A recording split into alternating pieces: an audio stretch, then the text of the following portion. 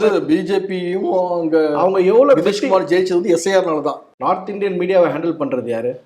நரேந்திர மோடி. இடி ஹேண்டில் பண்றது யாரு? நரேந்திர மோடி. சிபிஐ ஹேண்டில் பண்றது யாரு? நரேந்திர மோடி. கோர்ட்டுங்களை ஹேண்டில் பண்றது யாரு? நரேந்திர மோடி. எல்லாமே நரேந்திர மோடி கையில தான் இருக்கு. தன்னை ஆளுமையில் வைப்பதற்கு என்ன வேணும் செய்வதற்கு தயாராக இருக்கக்கூடிய ஒரு சக்தி பாஜக, நரேந்திர மோடி, ஆர்எஸ்எஸ். பீகாரில் எஸ்ஐஆர் வந்த போதே சொன்னார் வாக்கு திருட்டு நடக்குது. இப்போ ப்ராசஸ் என்னன்னா, நம்ம சொல்லி புரிய வைக்க முடியாத அளவுக்கு அவங்க அதை தெளிவாக செயல்படுத்துகிறார்கள். அதாவது மெட்டிகுலஸ்லி பிளான்டு ஆப்ரேட்டிவ்.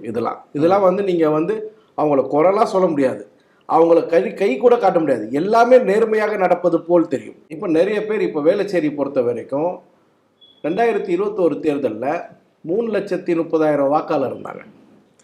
340 பூத் இருந்துச்சு. இன்னைக்கு பூத்து 260 அவங்களே ஆக்கிட்டாங்க. இந்த 5 வருஷத்துல மக்கள் தொகை ஏறி இருக்குமா, இறங்கி இருக்குமா? வேளச்சேரியில் வீடு கூடி இருக்குமா, குறைஞ்சிருக்குமா? எஸ்ஐஆர் வருவதற்கு முன்னாடியே வேளச்சேரியில இருந்த 330 பூத்தை 260 பூத் ஆக்கிட்டாங்க.